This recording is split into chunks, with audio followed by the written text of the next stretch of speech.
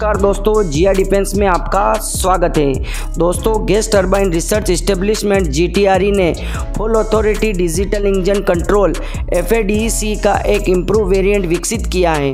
एक digital computer जो dry Kaveri engine programme के लिए सर्वो ऑपरेटेड फ्यूल वाल्व को कंट्रोल करता है, जिसका उपयोग भारत के पहले मानव रहित इंजन को चलाने के लिए किया जाएगा। स्टील्थ स्ट्राइक विमान, जिसे दोस्तों हम घातक UCAV के नाम से भी जाना जाते हैं।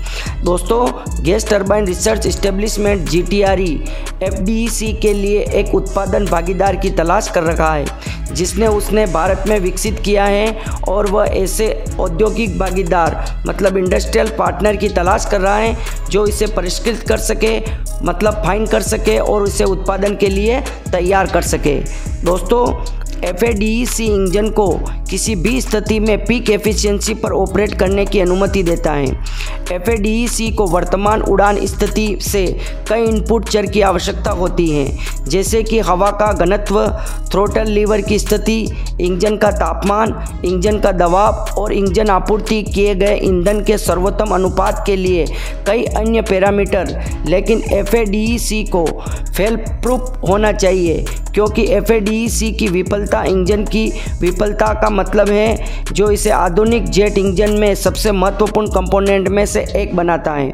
दोस्तों, क्योंकि इस विमान को पायलट ऑपरेट नहीं करेगा, इसलिए इसको डिजिटल तरीके से कंट्रोल करना पड़ेगा नीचे से, और GTRE को ऐसे इंडस्ट्रियल पार्टनर की आवश्यकता है जिसे पहले से इंजन बनाने का काम आता हो, मतलब इंजन के मामले में एक्सपीरियंस हो, तभी वह GTRE के साथ मिलकर एक इम्प्रूव इंजन पर काम कर सकेगा और उसे विकसित कर पाएगा।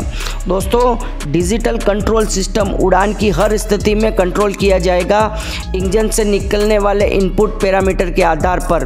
दोस्तों, control system, digital control system जो इंजन को कंट्रोल करेगा नीचे से, वो जो इनपुट आते हैं इंजन के, उन पैरामीटर के आधार पर कंट्रोल करता है। दोस्तों, कावेरी इंजन चाहे हम उतनी सफलता नहीं मिली हो, लेकिन कावेरी इंजन में जो लगाया गया पैसा वो व्यर्थ नहीं गया है।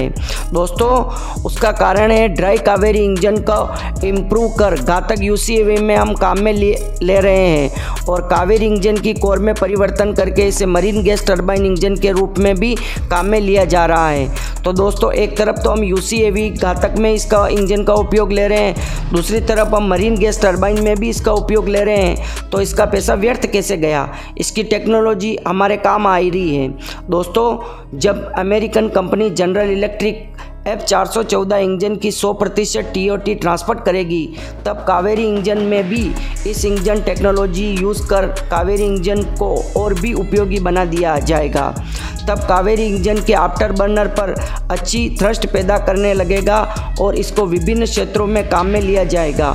और कमेंट बॉक्स में लिखकर बताएं वर्तमान समय में ड्राई कावेरी इंजन कितनी थ्रस्ट पैदा करता है। दोस्तों, हम जो आफ्टर बर्नर था वो सही से काम नहीं कर रहा था। सही से काम करने का मतलब वो उतनी थ्रस्ट पैदा नहीं कर रहा था जितनी भारत को आवश्यकता है। पर दोस्तों, उसको चेंज करके फिर ड्राई कावेरी इंजन बनाया गया, और जब हम F414 इंजन की टेक्नोलॉजी भारत के पास आ जाएगी, जब भारत को एक्सपीरियंस हो जाएगा, तब भारत क्या करेगा कि ये जो कावेरी इंजन है इसके आफ्टर बर्नर पर भी काम करेगा और बहुत अच्छे तरीके से थ्रस्ट भी उत्पन्न करने लगेगा, और भारत जब चाहे इसको फाइटर जेट इंजन के रूप में काम में ले सकेगा। और दोस्तों, अगर कोई ट्रेनर विमान एक्सपोर्ट करना होगा तो उसमें भी इस इंजन का उपयोग कर लिया जाएगा। दोस्तों, आपकी क्या राय है? आपकी राय कमेंट बॉक्स में ज़रूर दें, और जय हिंद लिखना ना भूलें। हाँ, और दोस्तों, ड्राई कावेरी इंजन की थ्रस्ट कितनी है ये बताना भी ना भूलें, और कमेंट बॉक्स में कितनी थ्रस्ट है ये लिखें। जय हिंद, जय भारत।